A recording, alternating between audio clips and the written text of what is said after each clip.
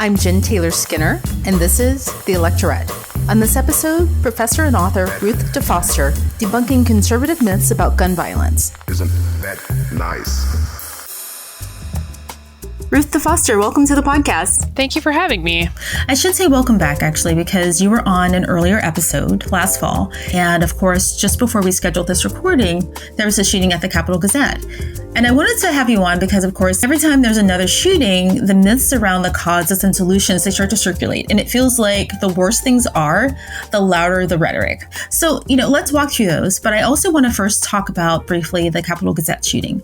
And what I've learned from you and what I've learned from reading your book, twice actually, was that the shooter, his profile was textbook. He was a textbook example of a mass shooter. He hit all of the markers. Yeah, I mean, one of the things that you really begin to notice when you study mass shootings is how uncannily similar the profile is of the type of man who commits a mass shooting. And Jared Ramos, who was the alleged shooter in the Capitol Gazette shooting, he ticks all of those boxes. He, had significant psychosocial problems, mental instability, suspected drug use, a long history of violent misogyny, hatred of women, a stalking charge, sexual harassment. It's all there. That sort of level of rage and sort of entitled toxic masculinity. So I think, for a lot of us, we look at that case and say, well, that's just not surprising. That fits. That makes sense. Okay, so let's walk through some of the myths. It's the idea that more guns will make us safer. Right? And it would make women safer. It would make schools safer. And I think that this was initially floated by Wayne LaPierre, and it began to pick up steam right after Newtown. So why won't more guns make us safer? Yeah, well, so the sort of argument about we need more ubiquitous guns in order to combat gun violence, that's really closely tied to that. The only thing that counters a bad guy with a gun is a good guy with a gun argument. And those two go hand in hand. So first, I'll just talk a little bit about the ubiquity of guns and the idea that having more guns in a place makes you safer. And I kind of call this the Wild West argument. So this idea that, well, if we just had guns on both sides, then, it would be a stalemate and everything would be fine. And I think that argument is probably a big part of why handgun permits are on the rise in the United States, even though violent crime has been plummeting for 20 plus years, since the early 90s, where our rates of violent crime in the United States are at near historic lows in the aggregate.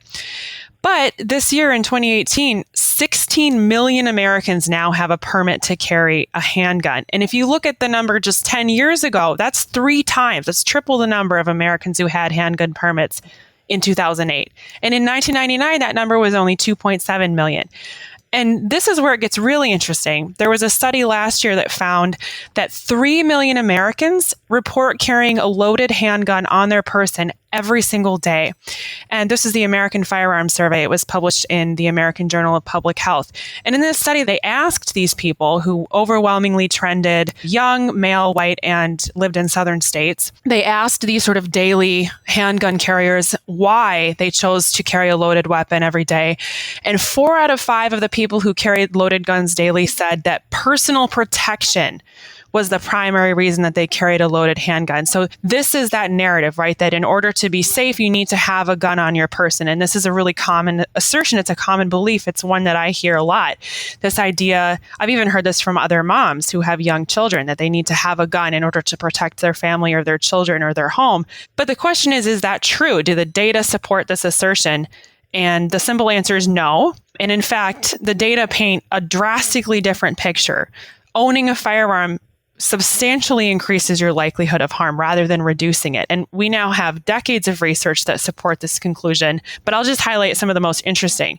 So just recently, Stanford law professor John Donahue published a longitudinal analysis, and he was looking at over 30 years worth of crime data in American states.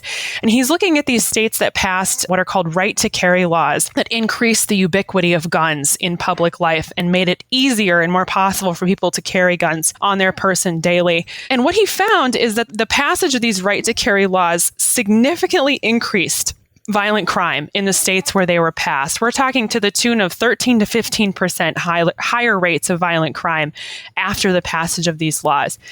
And if you look on a state-by-state basis, American states that have a higher per capita rate of gun ownership also have significantly higher rates of gun homicides. It's 114% higher on average than states that have lower gun ownership rates.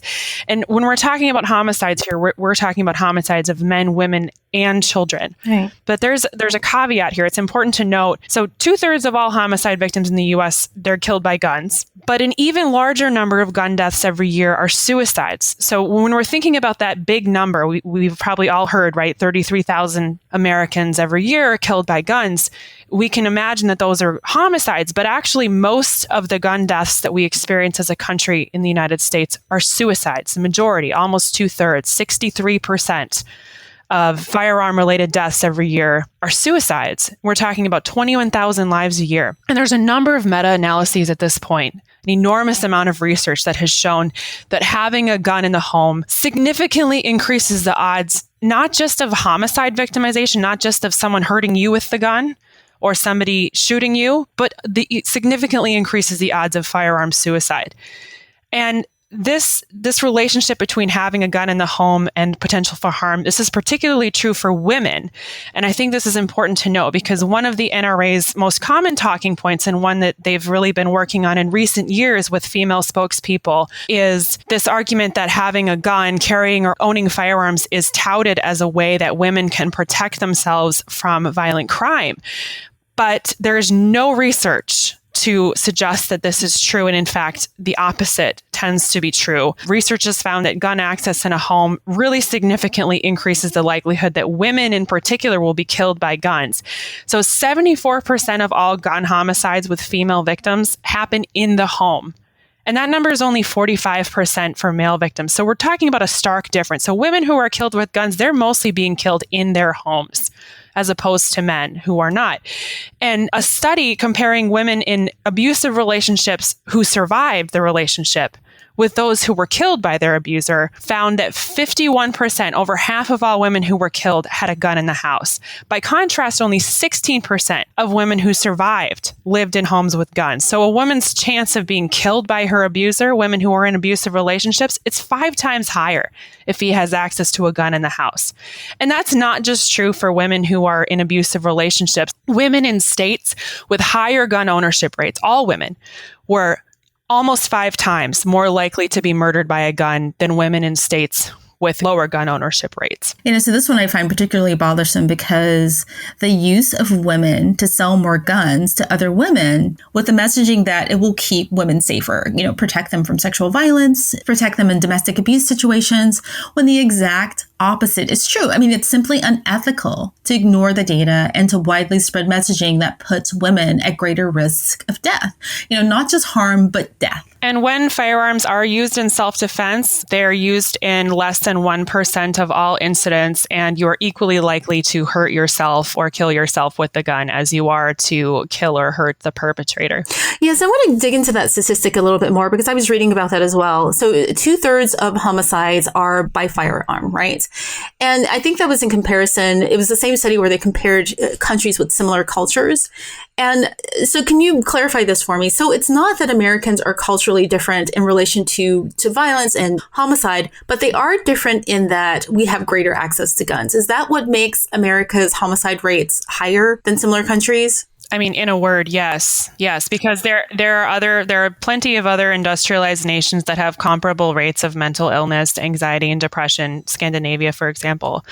The only factor that sets the United States apart is widespread gun availability. We have the highest per capita rate of gun ownership of any country in the world. Yeah. So Americans just aren't more violent. We just have greater access to guns. So some of those interactions or altercations, rather, that might not end in death because people have access to guns. So you have a road rage incident and somebody has a gun, under the seat of their car, that might end in a gun death. Or domestic violence situation where that might not end in a death in another country would end in death for the woman because there are guns in the house. Exactly. And that's not just true on the civilian level. That's true on sort of the state sanctioned level as well. If you look at, police violence and homicides of civilians sort of on the state level as well. We can talk more about this later, but we can look to the examples of other industrialized nations that have taken a different approach with their policing. And you see that when you put ubiquitous guns in the equation, more people die. I mean, it's a fairly simple equation. Yeah. Yeah. So that takes care of two myths, right? Like more guns and also the good guy with a gun, which I have more to say about good guys with guns. Oh, yeah, please tell me. So let's take myth number 2. Let's get into that. The good guy with a gun. All right. Yeah. So this is one that I'm really passionate about because this one goes back to the 90s. Wayne LaPierre made it famous recently by sort of resurrecting it from the dead and talking about it again. But this is a really old argument, that the idea that the only thing you need to stop a bad guy with a gun is a good civilian, an armed bystander who can step in and save the day. And this is a really common myth. It's a favorite talking point among the NRA. It's a favorite talking point among their surrogates. And it's one that Donald Trump is really fond of as well. And in fact, after there was a shooting massacre in San Bernardino in 2015, Donald Trump, who was at the time he was running for president, he said, and this is a quote, "If we had guns in California on the other side, where the bullets went in different directions, you wouldn't have 14 or 15 people dead right now." And there is simply no evidence that this is true. There's lots of evidence that the opposite is true. So, I mean, for starters, we already know that firearm-related crimes rise neatly right alongside gun ownership. It's true on a local level. It's true on the state level. It's true on the national level. Firearm assaults are just shy of 7 times more common in the states with the most guns versus those with the least. So all of those good guys with guns, it's not stemming the tide of firearm-related violence. It's increasing it. And in my research, I've looked for any examples of a nearby bystander civilian with a gun stopping a shooting.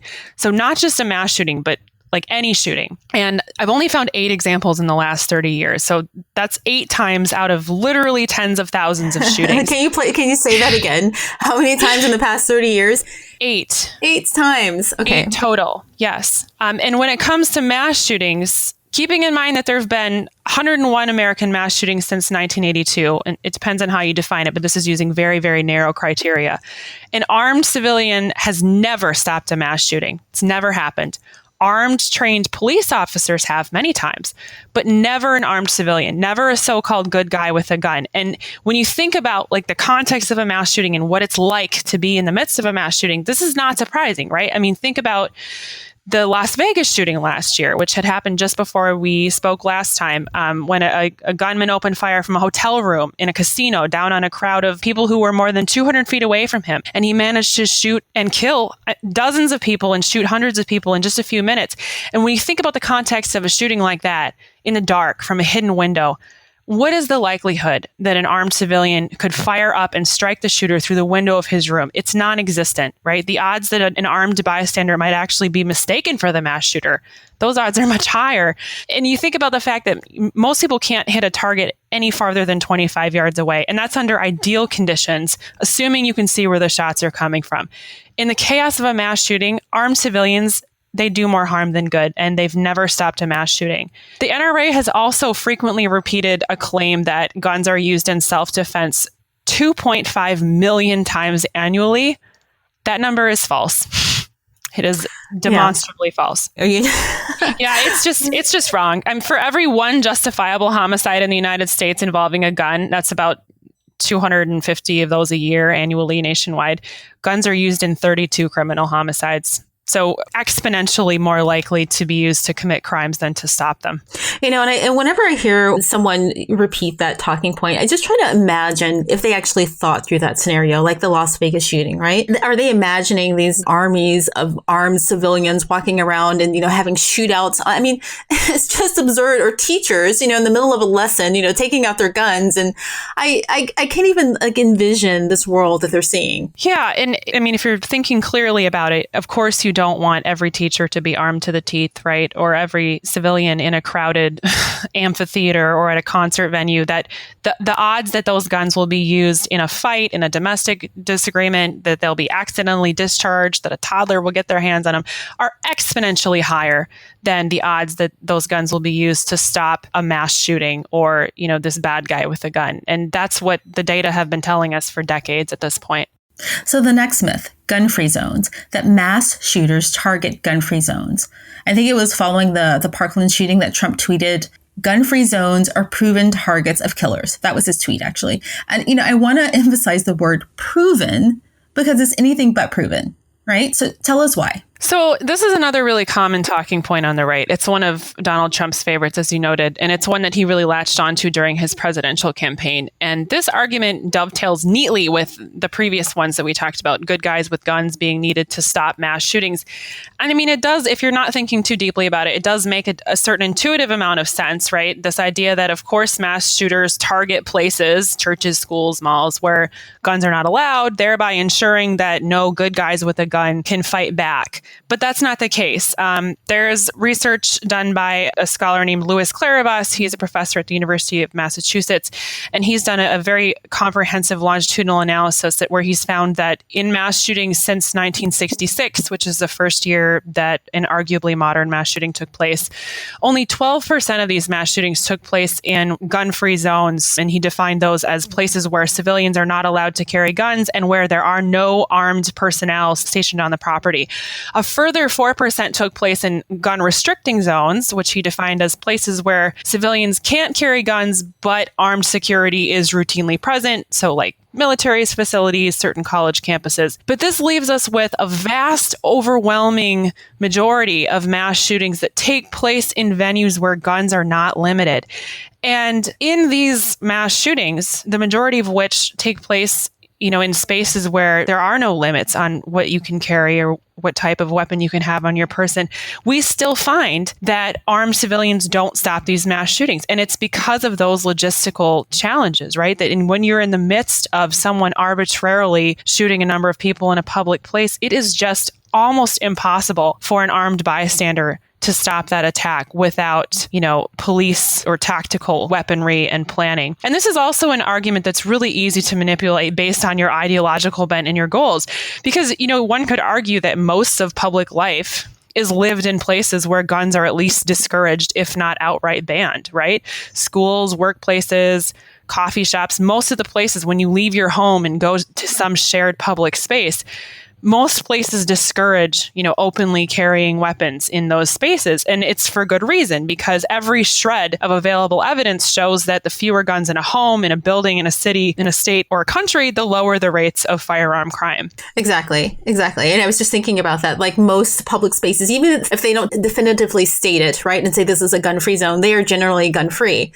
And if you just think about the psychology of what we know about the mass shooters, often they have a very specific target in mind, like this Capitol Gazette shooting or, Sandy Hook or the Newtown shooting or the Parkland shooting. They have a very specific target in mind, yes. Right? Versus, I'm going to choose this random place because it's a gun-free zone. Right, exactly. I mean, these places are routinely chosen because of some imagined wrong that the shooter has suffered, or because, they already have a chip on their shoulder about something and they want to make a point. They're choosing these places the way that a terrorist would choose a symbolic location for a terrorist attack. They're not choosing them because they're gun-free zones. Right. So the thing that I find particularly bothersome about those first three myths is that they serve two purposes. They serve the purpose of perpetuating this culture of gun ownership in America. And the intention is to sell more guns, right? Like if you keep pushing the narrative that we need more guns to solve this problem, then the NRA wins because more guns are sold.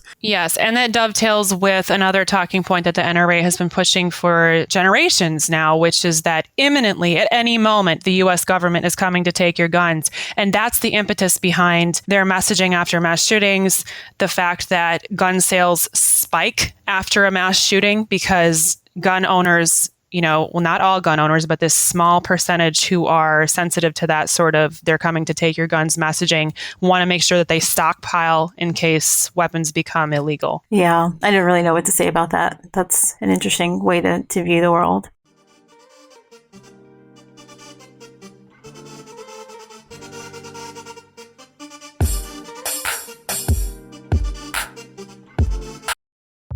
This episode is brought to you by Progressive Insurance. Do you ever find yourself playing the budgeting game? Well, with the Name Your Price tool from Progressive, you can find options that fit your budget and potentially lower your bills. Try it at Progressive.com. Progressive Casualty Insurance Company and Affiliates. Price and coverage match limited by state law. Not available in all states. This episode is brought to you by LifeLock. During tax season, your personal info travels to a lot of places. between payroll, your tax consultant, and the IRS. If your W-2 gets exposed, that's just the ticket for identity thieves.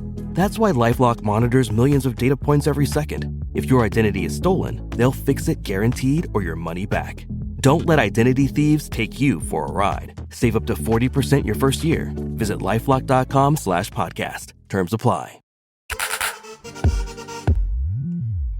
So on to the next set of myths, the profile of shooters and the causes behind mass shootings. So there was an FBI report, and I don't know what the date of the report was, but I know that Janet Reno was the Attorney General because her signature is on the report. So it must have been Clinton's presidency in the 90s. And I think that that was the first link to gun violence in video games. And I'll just read a bit from the report. It says, the student demonstrates an unusual fascination with movies, TV shows, computer games, music videos, or printed material that focus intensively on themes of violence, hatred, control, power, death, and destruction. And it goes on to say, the student spends an inordinate amount of time playing video games with violent themes and seems more interested in the violent images than in the game itself. So I think that was the first link that was made between violent video games and gun violence. So what is the problem with that myth? So yeah, as you noted, this idea that violent video games cause violence and mass shootings, this goes back about 20 years, goes back to the Clinton administration. And specifically, I think we can trace this to Columbine. So this was one of the most prevalent frames that emerged in the wake of Columbine, shunting the blame for the shooting to these sort of cultural forces that allegedly corrupted Harris and Klebold, who were the two shooters in the Columbine shooting. So we heard about Marilyn Manson's music, we heard about the influence of goth culture and violent video games. These were three of those most commonly cited factors that allegedly sort of pushed these two shooters to commit a mass shooting. And of course, we now know in the fullness of history and hindsight that many of these narratives about Columbine were just untrue. But the subject of violent video games and their relationship to real world violence, it's tricky because we do have longitudinal research that shows very clearly that exposure to mediated violence does have effects, especially for young boys. So young children and especially boys who are what we'd consider high exposure consumers of violent media from a very young age. So these are boys and young kids who consume an enormous amount of unsupervised media on a daily basis, particularly violent media. They are more likely to commit violent acts as adults. They are more likely to engage in domestic violence. They are more likely to be arrested. But none of this happens in a vacuum, right? So that specific relationship between playing first-person shooter violent video games and actual proclivities for violence, it's mediated by a number of factors. It's not a one-to-one relationship. It's not a direct causal relationship. Some of the mediating factors are gender. This is considerably more relevant for boys than for girls. Mental health is another. So violent video game exposure, consistent, repeated, immersive exposure to violent video games, it's only a statistically significant predictor of rates of violence in people, read men, who already suffer from significant untreated mental illness and psychosocial problems. So it's in the intersection of those components, not in a vacuum. And when it comes to mass shootings, while I think certainly there's evidence that violent video games are part of this very problematic and deep-seated culture of masculinity that sort of teaches young boys that manhood equals swaggering violence and these very aggressive displays of power, it's not the only piece of the puzzle. It's not the primary causal factor. If video games were the primary cause of mass shootings, rather than just sort of one brick in the wall of our media culture that really glorifies toxic masculinity, you would expect to see other countries where per capita spending on video games is high or higher than the United States, you would expect these countries to experience commensurately higher rates of mass shootings, right? But that's not the case. And in fact, Japan, which massively outspends the United States on video games on a per capita basis annually, Japan has an average of just 6 annual gun homicides nationwide. Not mass shootings, 6 gun homicides total. 6 in a country of 127 million people. And that's compared to our roughly 11,000 gun homicides annually. And of course, Japan doesn't have mass shootings. What they do have is incredibly stringent gun regulations. So it's not hard to see which is the factor responsible for the difference. Well, yeah. I mean, so the thing is that in America, with access to guns obviously being the common denominator here, if it weren't for video games, something else would replace that for these people who are already kind of vulnerable and sensitive to violence anyway. It would be something else. It would be violent movies or violent books. It's there, and the access to guns just pushes them towards the gun violence. Yes, there will always be a cohort of people who are susceptible to radicalization, who exist in this sort of fringe environment. The question is, will they be able to legally or easily purchase deadly weapons? And in the United States, the answer is yes. Yeah. So what's interesting about this, I don't know if you're familiar with that FBI report, but the fact that this link was made in an official FBI report with Janet Reno's signature on it and other people's signature on it gives it an air of legitimacy. And it is a legitimate FBI report, but the link is flawed. Right? It's not nuanced. Yeah. And this subject has been the topic of a number of congressional hearings as well, investigating the role of violent media. And I do think it's fair to talk about the influence of violent media, particularly on young boys. But it's not fair to assert that violent video games are the cause of mass shootings rather than our gun laws. They go hand in hand, but plainly the primary causal factor is weapon availability. Well, the thing about that is that assertion is intended to distract. It's intended to distract away from the real cause, right? I mean, so I think even today, with all of the evidence saying that there is no causal link between video games and gun violence, that people are intentionally kind of pushing that evidence aside to just embrace the idea that would sell more guns, essentially. Yeah, it feels very reductive. It's not very nuanced. So the next one, mental illness. So I was watching a town hall on CNN with between Dana Loesch and Emma Gonzalez, one of the Parkland students. And Emma asked the question about bump stocks and about, automatic weapons. And in Dana Loesch's response, she just kept talking about mental illness, right? She kind of completely avoided answering the question. And she kept using the words, a very sick person, an insane person, a crazy person. She just kept kind of repeating the idea that this is about mental illness. So can you dispel that myth for us that gun violence is caused by mental illness? Yeah. So again, I think there's kind of a tricky sort of chicken and egg question here. And it's a philosophical question that I struggle with in my own research, because you could make the case, and I think it's a reasonable one, that men, healthy people simply do not become terrorists, right? People who are psychologically healthy don't choose to engage in this just astonishingly deadly, indiscriminate form of violence like a mass shooting. And so somebody choosing to become a mass shooter, to me, definitely points to some sort of extreme mental or emotional instability. And so I think there's a fair argument that mass shooters ipso facto are mentally ill. But we have to be very careful here, because the vast, overwhelming majority of people who are mentally ill do not commit violent crimes. They're not statistically more likely to commit crimes. And in fact, it's the inverse. People with mental illnesses are significantly more likely to become victims of violent crime in the aggregate. But the trouble really arises when we, as you said before, when we sort of frame this as an either-or proposition. It's a false dichotomy. That's the fallacy associated with this. To assert that mass shootings are caused either by untreated mental illness or by gun laws, but not both. And this is a very common talking point among the NRA set. They say it's not the guns, it's the mental illness. Really, again, it's both. It's the intersection of untreated mental illness, this very specific strain of toxic masculinity, and widespread gun availability. So if we look to sort of the psychological profiles of the type of people who become mass shooters, there's a number of scholars, including Grant Dew, who've done longitudinal analyses looking at mass shooters over the last 30, 40, 50 years. And what they've found is at least 60% of mass shooters had either been diagnosed with a mental disorder or demonstrated signs of really significant mental illness prior to the attack. And this is a percentage that is much, much higher than the general population. Unsurprisingly so, right? But to frame the problem of mass shootings as a mental health problem rather than a gun problem, that's where we run into trouble, because other countries have comparable rates of mental illness to the United States. Some Scandinavian countries have even higher rates of mental illness than the United States, but they don't experience anything close to the veritable avalanche of mass shootings that we contend with here.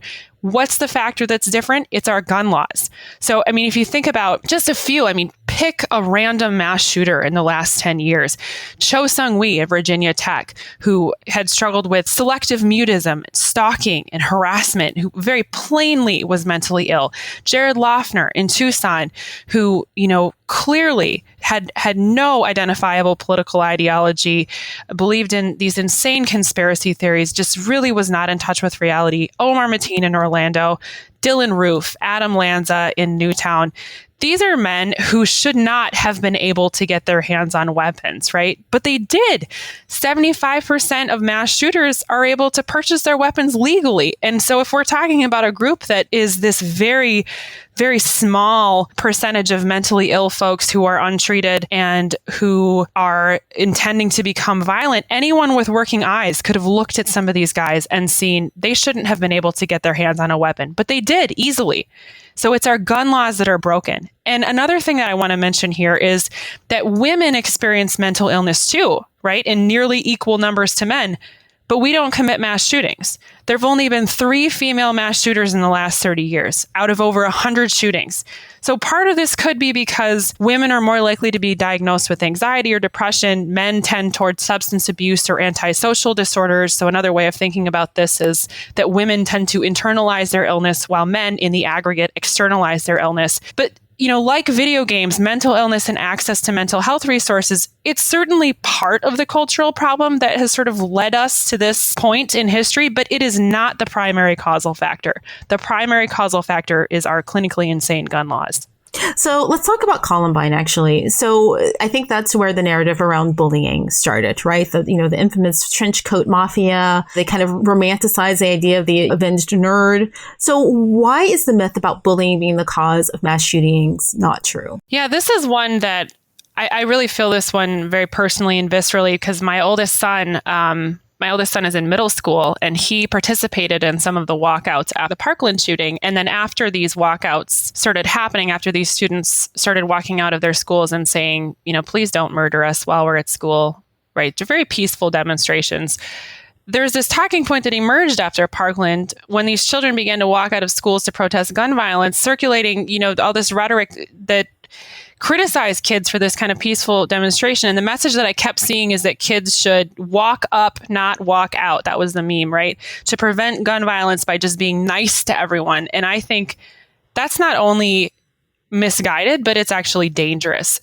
So there's this message that sort of bullying or mistreatment, it's somehow a proximate factor. It causes mass shootings. It's not a new argument. And as you said, it goes back to Columbine. So Columbine was this really pivotal cultural moment that permanently cemented a lot of these narratives we have about mass shootings. Like you said, avenging this sort of nerd or whatever. And the media coverage of Columbine set the agenda for media coverage of other mass shootings for years to come. So, you remember all the hand-wringing about violent video games, about music, about Cleveland Harris, the shooters who were allegedly pushed to commit this shooting because they were bullied and they just finally had enough and they're going to show everyone. It's not true. All these stories turned out to be false. The Columbine shooters were not bullied. They themselves were bullies. They weren't picked on. They picked on others. They didn't target jocks or minorities. All of these narratives are wrong.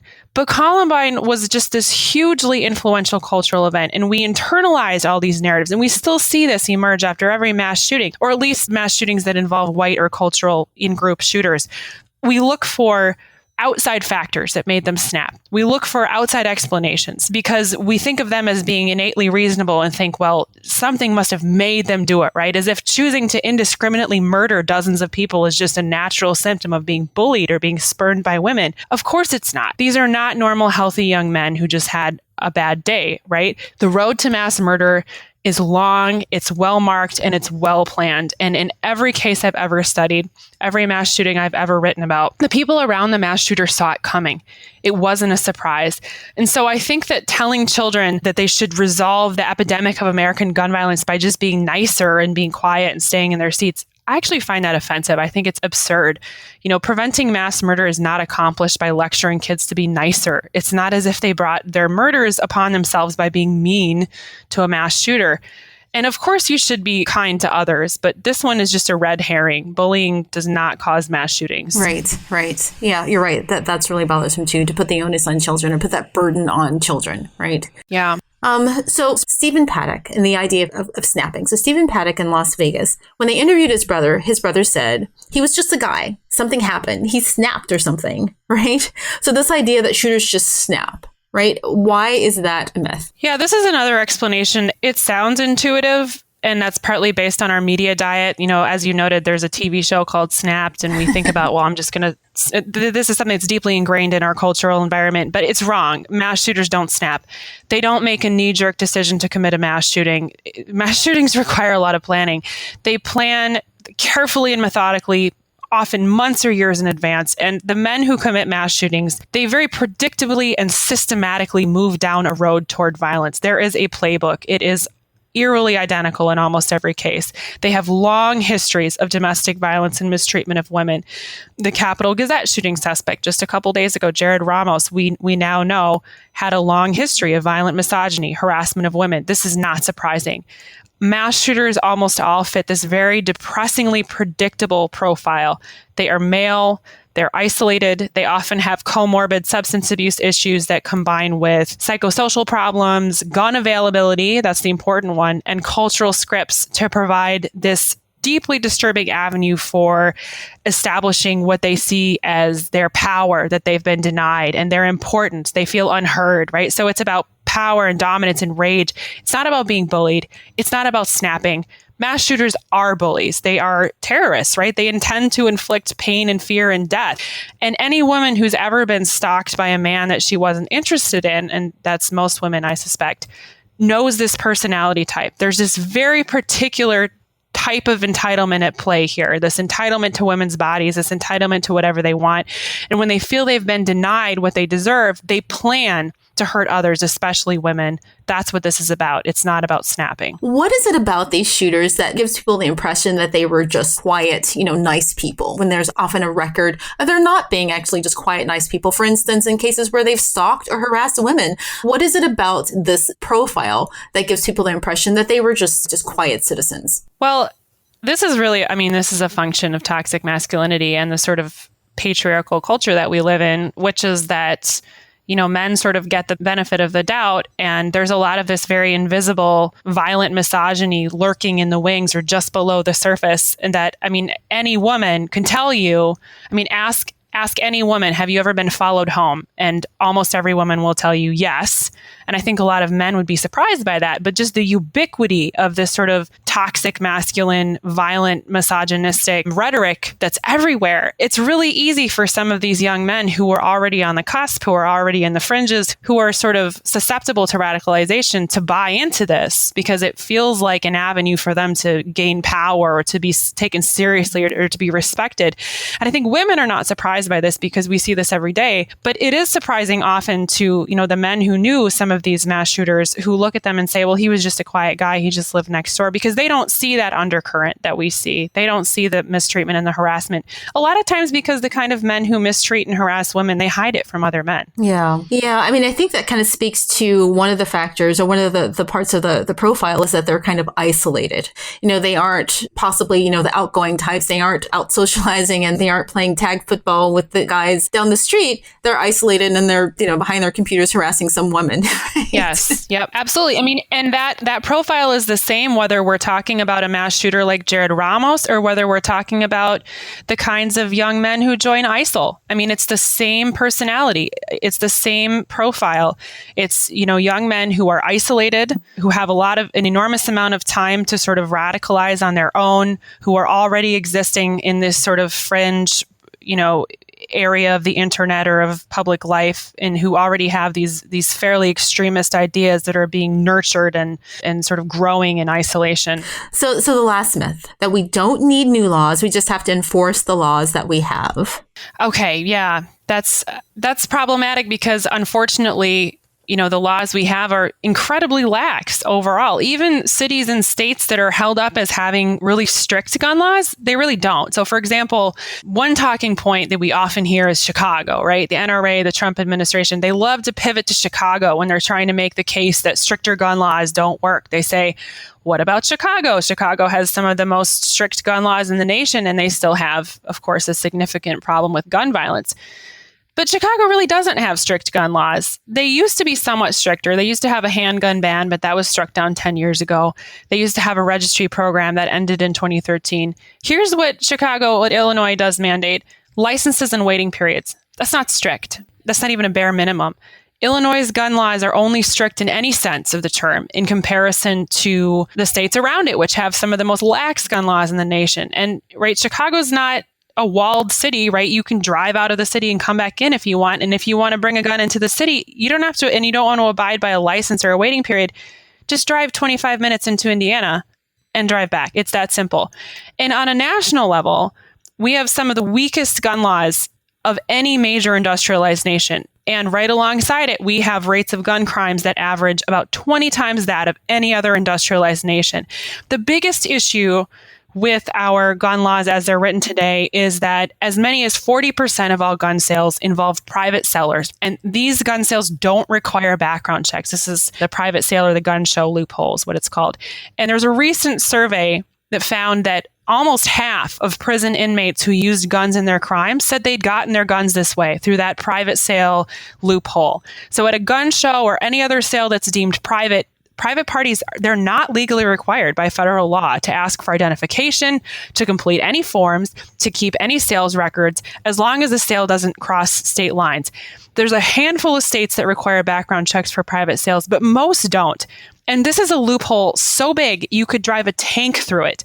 And even more horrifyingly, 62% of online gun sellers are willing to sell to buyers who state up front that they cannot pass a background check. And what's really interesting to me here is the huge difference between the sort of NRA and the far right talking points and the beliefs of actual gun owners.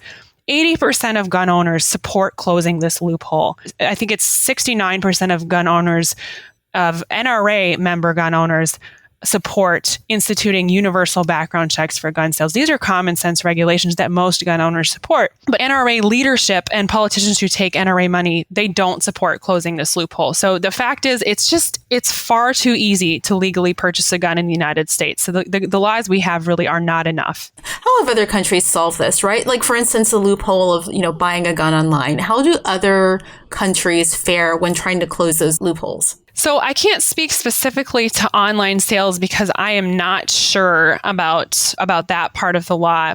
But we do know, and we have lots and lots of data at this point, that other industrialized nations, so countries like Japan, the UK, Australia, that are really comparable to the US in terms of, culture, industrialization, wealth, these countries have very successfully implemented gun policy changes that have drastically reduced violent crime. And a lot of this stems back to 1996 when there were 2 mass shootings in the UK and Australia that prompted massive changes to gun policy in both of those countries. Gun buyback programs, much stricter background checks, new bans on previously legal weapons. Japan, I mentioned Japan as well. Japan has had very, very stringent gun laws since the 1950s. And Japan has some of the lowest rates of gun violence on the planet. It's not surprising. And of course, research following some of these gun buyback programs and changes to gun policy in the UK and Australia found that they were incredibly effective. 20 years of research now following the programs in Australia found an 80% drop in firearm suicide rates and a 60% drop in gun-related homicides in Australia over a 20-year period. And in the UK, every year since has seen successive drops in the rates of gun crimes. And Australia has not had a mass shooting since. The UK has had one. And we've had, of course, dozens during that same time period. So we know this works, right? We know that gun laws work. It's a simple equation. But here in the US, we have this very deeply entrenched, powerful gun lobby that demands, acquiescence and obedience from the politicians to whom it donates, and it ensures that no meaningful change to our laws take place. The problem in the US is our now 2-decade ban on federal funding of gun research. The CDC is banned outright from studying gun violence. So that's the environment that we're in now. Yeah. So the last myth actually is that there's nothing we can do about mass shootings.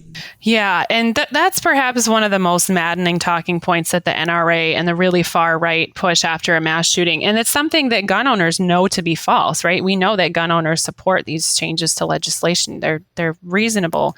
But it's this kind of infuriating fatalism, right? As if they really have no idea what could possibly be done to stem the tide, right? Thoughts and prayers, stop bullying, walk up, not out, mental illness, video games, like everything but common sense gun reform. And there's no question that the most important causal factor that explains the American epidemic of mass shootings is the guns.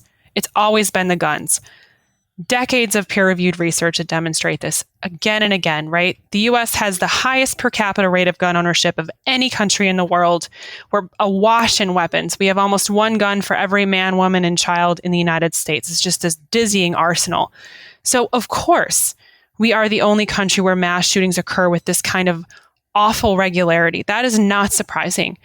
What is surprising is that anyone would look at all the years and years of data that we have in hand and still refuse to accept that the problem is plainly legal gun availability. So let's say we get our act together and we vote people into office who aren't afraid of the NRA and they enact, effective gun legislation.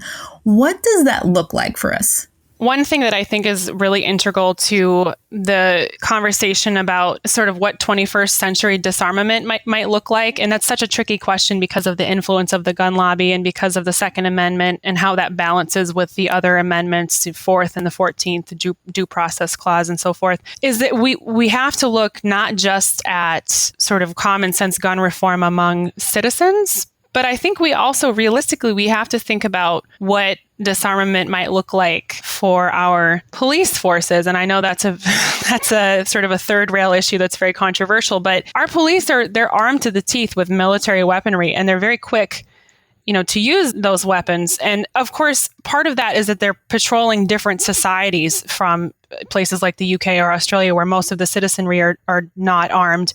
Here, most of the citizenry are armed, right? So the police are going out into a much more dangerous environment for them. But American police shoot the same number of people in a day that British police do in an average year. So we have to think not just about the citizenry, but about the way in which this sort of knee-jerk gun culture has really influenced the way that we police our societies as well. Yeah, you're right. That's really problematic. I mean, the fact that 20 years ago or 30 years ago, guns are the solution to, just stopping someone who's running away from a traffic stop, right? An unarmed person, that's just the go-to solution. Right. And that has happened this month. That's happened dozens and dozens of times in the United States where unarmed people running away. And I'm not unsympathetic to the dangers that police officers face. My next door neighbor is a police officer. I have 2 cousins who are NYPD, and I know how dangerous their jobs are and the sort of fear that they have. But I think, if we think thoughtfully about, a meaningful, intentional changes to our gun policies, everyone would be able to exist. Police, citizens would be able to live with a substantially lower amount of fear and that sort of all-consuming concern that the ubiquity of guns is going to cause violence.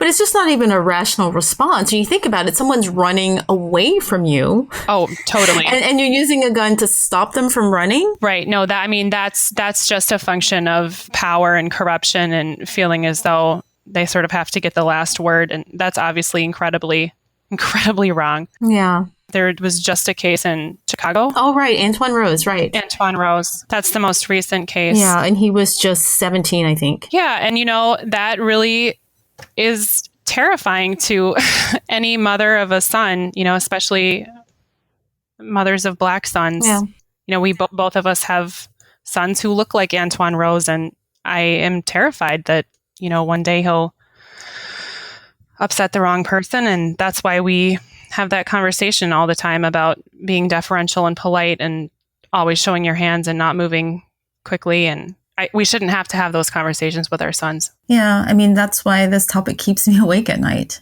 So I really hope people listen to you today and learn, as well as, if they can get their hands on a copy of your book, Terrorizing the Masses. And also another book that I recommend is Columbine by David Cullen. That's a really good one as well. So Ruth, thank you so much for joining me today. I love having this conversation with you, and I could talk to you for hours. Yeah, thank you for having me. I really enjoyed it. Thank you so much for listening. If you found this episode of The Electorette helpful, please leave us a review on iTunes. And please subscribe wherever you get your podcasts. Subscribing to The Electorette is easy and it's free. And it's actually immensely helpful. Just hit the subscribe button on your preferred podcast listening platform. And also follow The Electorette on social media. We're on Facebook, Instagram, and Twitter. And that's @Electorette. And until next time, keep up the good fight.